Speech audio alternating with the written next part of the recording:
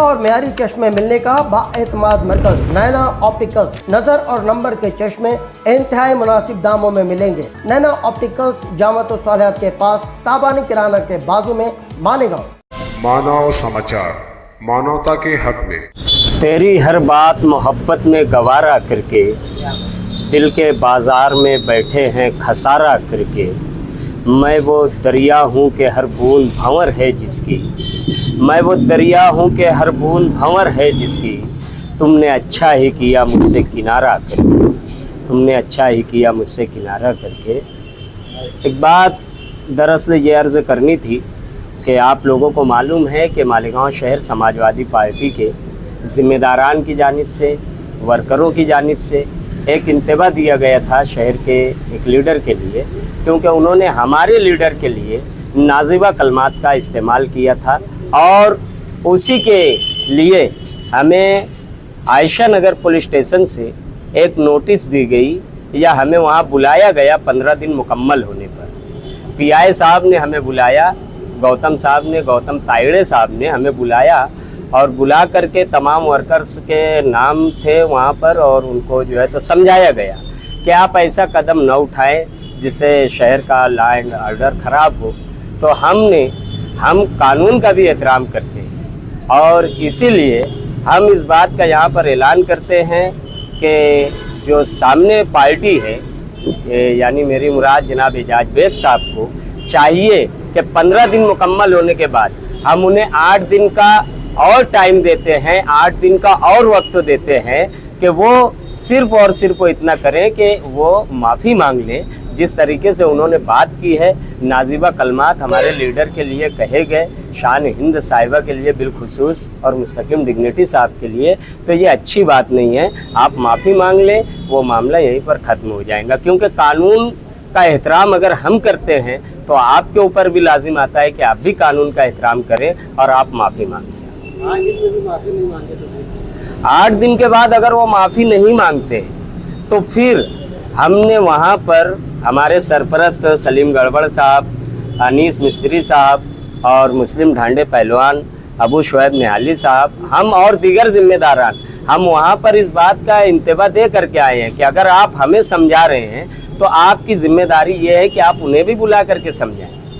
अब वो अगर ले करके कोई सिक्योरिटी चल रहे हैं या कुछ ऐसा चल रहे हैं तो ये अच्छी बात नहीं है। इसका मतलब कि वो तमाशा खुद बना रहे हैं या तमाशा वो खुद बनना चाहते हैं। तो बेहतर ये है कि उनको माफ़ी मांगना चाहिए। आज सबसे पहले ज़िक्र ज़ात पाक का, जिसने हम इंसानों को अशरफुल मखलूक़ात का खिताब देकर कायनात में परवरिश पाने वाली तमाम तर मखलूक़ों पर अफजल, आला और बाला मकाम अता किया, ताकि हम अपनी ज़िंदगियों में किसी भी मोड़ पर ऐसे फैसले कर सकें जो खुसूसन ख़ास लोगों के लिए, उमूमन आम लोगों के लिए, मजमूई तौर पर तमाम लोगों के लिए यकसा तौर पर मुफीद साबित हो। पिछले 8 सितंबर को एजाज बेग के नाजिबा कलमात के बारे में यहाँ मीटिंग हुई। 23 तारीख को उसका 15 दिन पूरा हुआ। जैसा कि आयशा नगर पुलिस स्टेशन के बारे में इन्होंने बताया, वो सब ऑफिसरों का ऐसा कहना है, अच्छे ऑफिसर है, वो भी चाहते हैं कि ऐसा ना हो। उन्होंने ये भी कहा हम लोगों से कि मुस्तकीम और एजाज बेग को हम खुद यहाँ ला के उनका वो करेंगे, तुम अभी ज़रा, यानी उन पर भी ये चीज़ का वो है। और सिक्योरिटी के ताल्लुक से मालूम पड़ा तो सिक्योरिटी के ताल्लुक से मेरी ऐसी मालूमात है कि सिक्योरिटी पूरी दुनिया में आज तक किसी को नहीं बचा सकी। जॉन एफ कैनेडी को चलती गाड़ी में गोली मार दी गई, अमेरिका के सदर को, सऊदीया के शाह फैसल को खुद उनके भतीजे ने गोली मार दी, कोई सिक्योरिटी नहीं बचा पाई। महात्मा गांधी को नथुराम गोडसे, हिंदुस्तान का पहला दहशतगर्द, कोई सिक्योरिटी नहीं बचा पाई। इंदिरा गांधी को खुद उनके बॉडीगार्ड ने गोली मार दी, कोई सिक्योरिटी नहीं बचा पाई। राजीव गांधी बम के ऊपर, कोई सिक्योरिटी, तो सिक्योरिटी नाम की कोई चीज़ का, और कोई गोबर के ऊपर सिक्योरिटी लेके चले, ये तो खुद उनके मुंह पे, यानी डार्क कलर पहले ही लग गया। बोले दफड़े लोग, अबे दफड़े से इतना डर, दुखू डरने वाला लेके रख। हम लोग भी सामान साथ में रखा थे कानूनी। हाई कोर्ट तक का तो एजाज बेग साहिब से बस यही गुजारिश है कि हमने अपना कोई इरादा न तब्दील किया है न बदला है।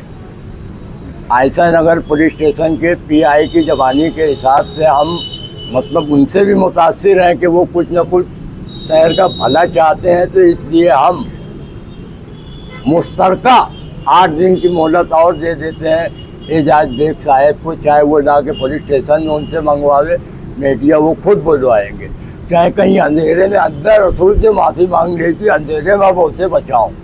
एजाज बेग साहब को जो इंतबा दिया गया था कि शान हिंद और मुस्तकीम डिग्निटी के ताल्लुक से जो नाज़िबा कलमात का कहे थे उन्होंने, उस पर 15 दिनों में माफ़ी मांगे।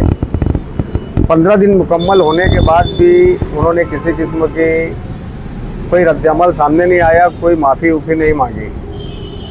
और उस पर हमें आयशा नगर पुलिस स्टेशन की जानिब से जो बुलाना आया, पुलिस डिपार्टमेंट के अफसरों ने हमें समझाया कि हम उनको बुलाकर बातचीत करते हैं और मुस्तकीम से भी बात करेंगे और एजाज से भी बात करेंगे।